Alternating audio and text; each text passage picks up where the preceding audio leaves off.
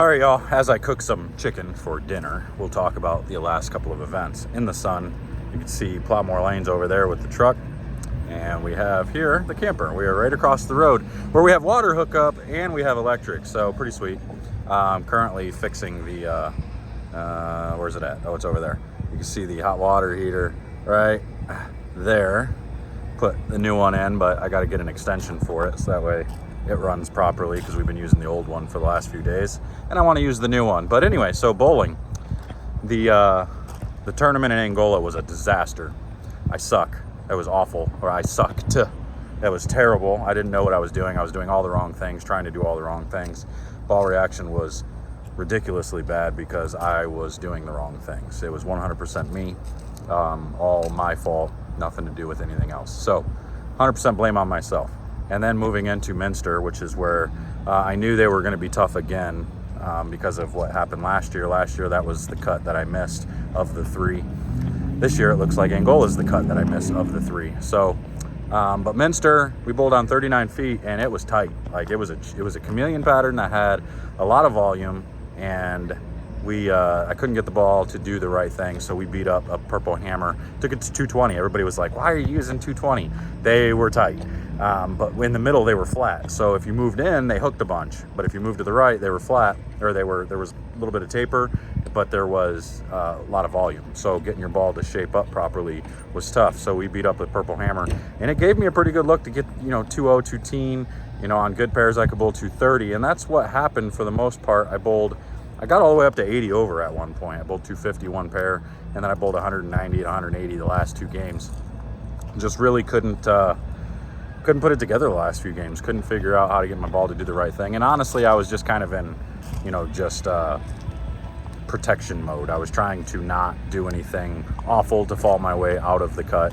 So I was just kind of trying to save face for the most part and not do anything crazy. So I was just protecting my, knowing I was going to be in the number and knowing I was going to be close to the top five.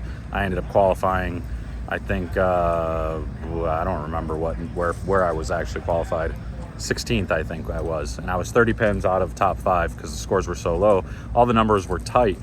And then going into the next day, had kind of the same game plan. We beat up the bowling ball again. And I was able to play a little bit straighter. It looked pretty good. I bowled 40 over or something for the next four to get into the top 12 as I cook some chicken here. We got some good stuff going.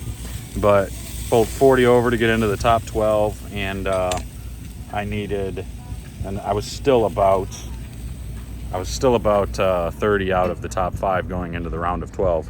But then the wheels fell off. We were on fresh in the morning, and then we were on the burn from what we bowled on those 4 games before, and I couldn't get my ball to do the right thing. So I moved in with reactive, and I just couldn't find consistent ball reaction. Looking back, I'm not really sure what I could have done differently other than maybe change some surfaces on some different balls. But I ended up finishing 12th, which is what it is, no big deal. Got a nice check out of that, be able to save face from the week before. So then we have cold water now. We just got done with practice session out there, and again, they're going to be tough. Now we're bowling on 42 feet, but again, the middle of the lane is just super flat. They hook a bunch in the middle if you get it going, if you're in the middle of the lane, and then if you get it going too far to the right, it's never going to hook. So 42 feet, you really, unless you're playing up the lane, which is my plan. We took my pin down IQ Tour and my big 5.5-inch pin raw hammer, and we grinded them up at I think it was 400 grit, and I was able to play that 6, 7, 8 range up the lane, and they were strong enough surface that they would pick up and kind of lay off down lane. So I had all kinds of miss room in practice. So that's going to kind of be the goal. I had the same thing with urethane. Urethane was obviously just weaker going through the pins. So I think my plan for the morning is going to be to start with urethane, control the pocket, see what it gives me. When I need something stronger or earlier, I can go to those strong, surface bowling balls and try to stay right as long as I can. I really don't want to get trapped into moving too far left too fast because of the amount of traffic that's going to be out there. I really didn't see anybody trying to do what I was trying to do. So I think I can keep myself out of trouble. You only got to make the top 32. You don't have to do anything crazy here. There's 96 bowlers, top 32 move on. to the next round. So you bowl 8 games, you just got to make it to that top 32, and most times the cut's negative. So you just got to stay out of trouble, make your spares, and generally you're in pretty good shape. I think the one year when we put Wolf out, they ended up being, the cut ended up being like 130 under for the top 32. It was crazy low. I don't think it's going to be that low this year. Might be right around even, maybe a little bit higher. Who knows? We'll see. My look was pretty good, so we'll see if other people find that same type of look. I don't know. But we bowl A squad, so we're up at 8 a.m. to bowl tomorrow morning.